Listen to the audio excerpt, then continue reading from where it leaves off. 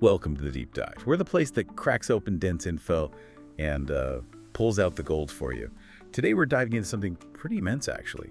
It's the latest patch notes for Black Desert, dated September 12th, 2025.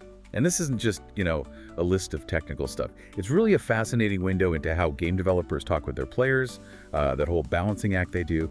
Our mission today is to get past the surface, really understand the why. What do these changes tell us about the game's evolution? Exactly. And it's fascinating because even changes that sound small, they can ripple through the entire player experience in a game like this.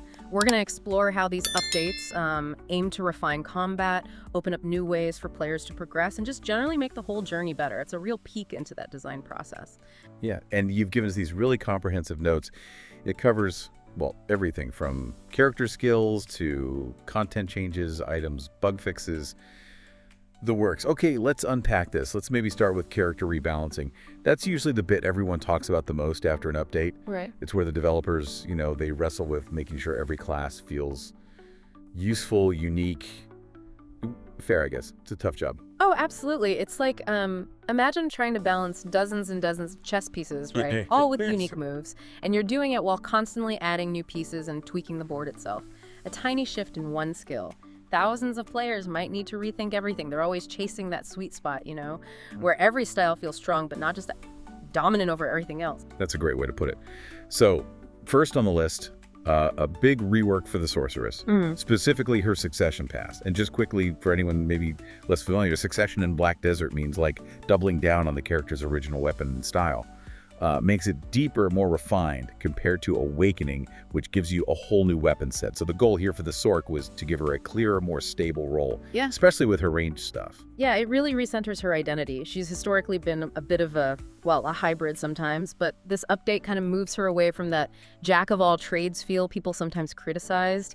It pushes her more towards being a strong ranged controller. The biggest change is probably swapping out Storm and Crow, which was notoriously hard to use. Oh yeah, I remember that one. Tricky. For this new skill, Prime, Bloody Calamity.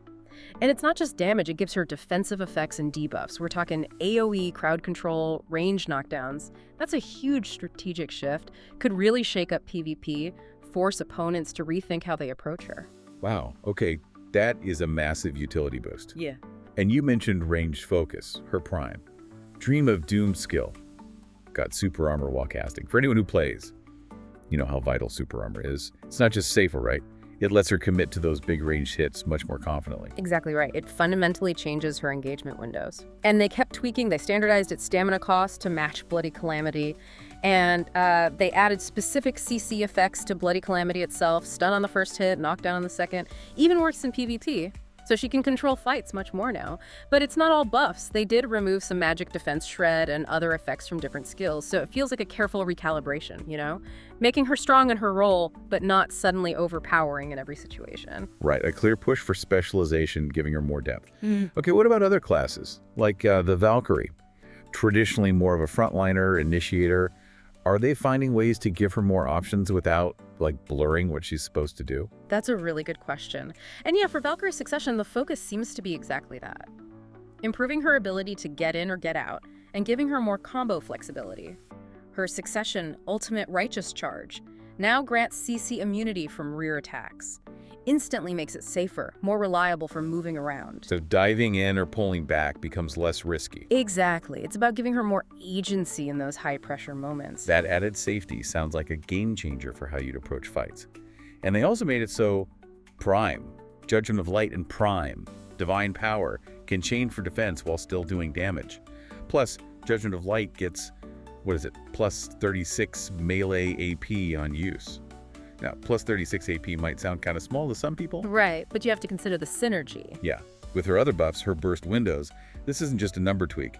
It could be what lets her hit certain damage breakpoints, especially against tough targets. Pushes her damage potential up. That's exactly the kind of granular detail that shifts the class's place in the meta. It shows they're really thinking about player power curves. Okay, next up, Corsair. PvE damage and combo rebalance. Sounds like the goal was smoothing out her damage and improving combos, especially for PvE grinding. Apparently players were relying too heavily on just a couple of skills, Abyssal Legacy and Rebam skills. Yeah, this is a classic issue developers face. Sometimes players optimize so much they end up only using 2 buttons. It's Yeah. efficient, maybe, but not always fun. So what they did was reduce the damage from those heavily used skills and then spread that power out, actually increasing it across her main succession and awakening skills. They're basically encouraging or maybe forcing players to use more of their kit, which combats burnout, keeps things engaging long term. Makes sense? Makes the gameplay loop less monotonous. And it sounds like they're making those other combos smoother too. For Awakening Corsair, Tidesplitter Petrarca and Sunshielder Petrarca are easier to use for movement, more fluid combat. And then there's Pirate's Life for me, shorter cooldown, 5 seconds down to 4, but less damage if you use it on cooldown. Yep, classic risk versus reward. Adds a bit of depth to a simple skill. So you can spam it more for utility or wait for the full punch. Exactly. And this kind of detailed retuning, you see it across lots of Corsair skills. They provided these huge tables, specific percentage changes for damage, PvP damage reduction. It's not just random number tweaking, it's like they're deliberately redesigning her combo canvas, making it wider, more fluid. The idea is mastering the interplay between skills, not just hitting the one big damage button, really elevates the skill ceiling. Such a precise approach. Okay, let's switch gears to Nova Awakening. Mobility enhancement. The goal was apparently to fix her weakened hit-and-run style after some previous updates took movement away from certain skills, made her feel less dynamic. Right, this one feels like they're directly responding to feedback that a class identity got kind of lost. They noted her hit and run wasn't feeling as distinct, so the main fix is around Excel, Break Orbit. You can now use it continuously, up to 2 times, just by holding the key, any direction. And crucially, she keeps her invincibility during those consecutive uses. That's a big agility boost without making the controls harder. Enables more aggressive, tactical movement. That's a good point. More options without more complexity. And there's a synergy thing too. If Twisted Orbit is on cooldown, you can link it with Royal Fencing Assault. Just seems like more flow, more options feels like a theme for this update. Definitely. It's all about empowering players, letting them react better in fights. Okay, rounding out the character stuff. Quick hits on Dracania Awakening and Wukong. For Dracania, her legacy passive gets simpler. Flat, plus 18, all attack power, plus 15% attack speed, doesn't matter if she's in Dragonkin or human form. Yeah, that's a really nice quality of life change. Makes her power scaling much clearer. Standardizing Legacy means players can focus more on fighting, less on micromanaging a passive buff. Plus, a few skills like Sharp Declaration, Spear of Storms, Roar of the Earth, they activate faster now. Smoother combos. And Wukong. Sounds like a fix for something potentially annoying. The Wukong's hair buff used to cause unintended dashes sometimes. Like you hit something and suddenly zip off in a direction you didn't want. I can see that being frustrating. Oh, incredibly frustrating, especially in PvP. That kind of bug that messes with your control is the worst. So now, if you lock Celestial Nectar, it prevents that unwanted dash when you hit something, gives you much more precise control. The shadow summoning part still works, which is key, and it ain't over. In his Fighting Buddha state now moves a fixed distance, making positioning easier. Just shows incredible attention to detail, fixing these very specific player pain points, even down to Black Spirit's rage skills. Okay, so we've seen these really surgical adjustments to classes, refining combat. But it's not just about skills, right? Yeah. The update also touches on broader stuff, how new players get started, how veterans progress, how communities engage with content. Let's pivot to that. Yeah, this is where they zoom out and look at the whole game ecosystem, addressing things that affect everyone. Right. First up, Contribution EXP adjustments. Goal here was making it easier for newer players to earn contribution points, or CP, especially after they raised the max cap recently. Oh. And anyone who plays BDO knows CP is vital. Housing, worker nodes, all that stuff. This is actually pretty critical for player retention, I think, and onboarding. BDO can feel daunting for newbies. If core progression like CP feels like a massive wall early on, people might just bounce off. So they've cut the EXP needed significantly for anyone under 500 CP. We're talking like 48% less EXP needed in the 5175 CP range, and over 52% less for 276-300 CP. That's a direct investment in making that early game smoother. Those are huge cuts.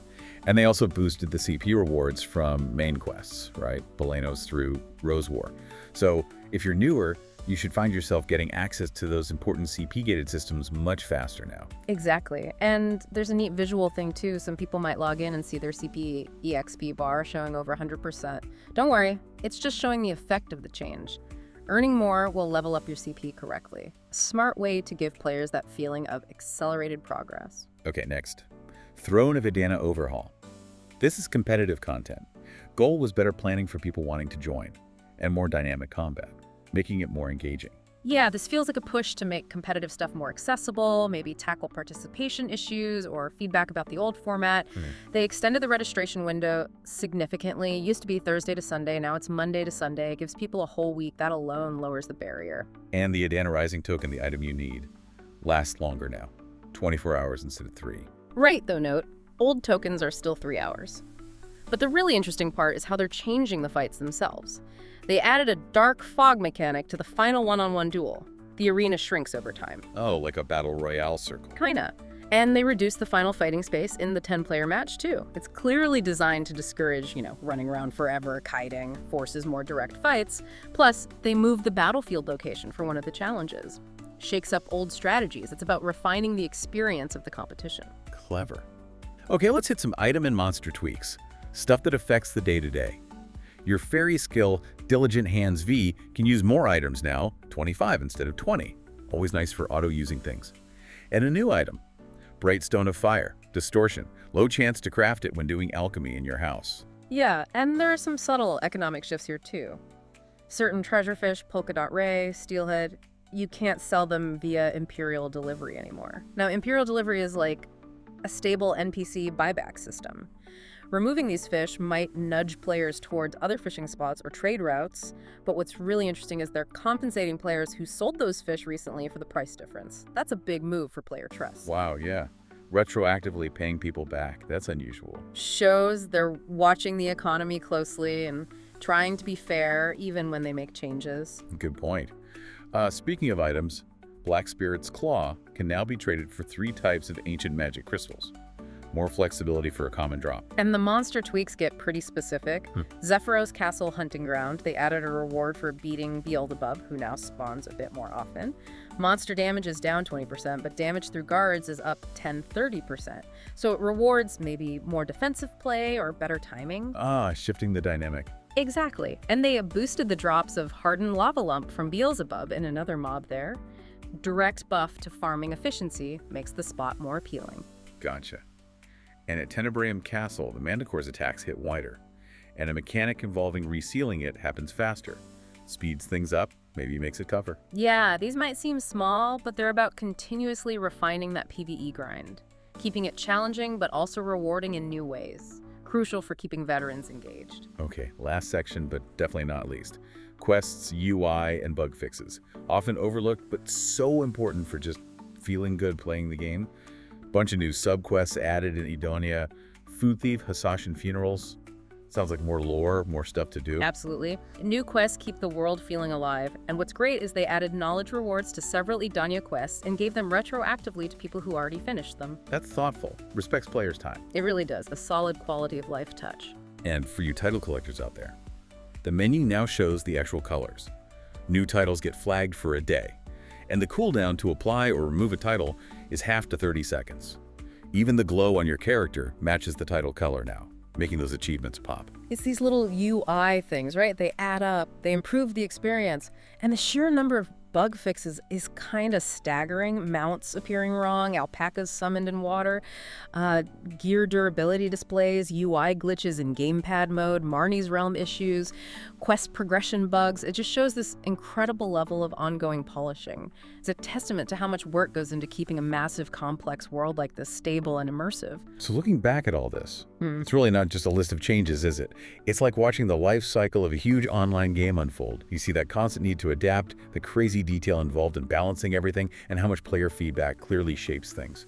It's how these worlds stay alive for years. Exactly. It shows this really miraculous, iterative approach to design, managing this dynamic ecosystem. Every change, big or small, feels like a deliberate step to refine and expand things for the players, building this living digital world. Whether you're a hardcore player tracking every percentage point, or maybe someone just curious about how these games work, it's a reminder, isn't it? Every click, every fight, every quest, it's all built on this incredibly detailed design and constant improvement. It's a testament to how complex these worlds are, a real collaboration. So thinking about the sheer amount of detail here, tweaking individual skill percentages, adjusting monster spawn timers, what does this constant granular refinement tell us about where interactive entertainment might be heading? Are games becoming these endlessly adaptable things, almost purely driven by player data and feedback? Or maybe, Does this constant updating suggest they're always chasing a kind of perfect balance that, might actually be unreachable because the players themselves keep changing? Something to think about. Keep exploring, keep questioning, and join us next time on The Deep Dive.